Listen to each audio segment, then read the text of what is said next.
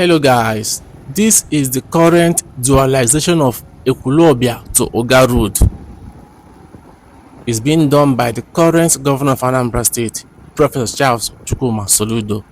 This is a wonderful project indeed.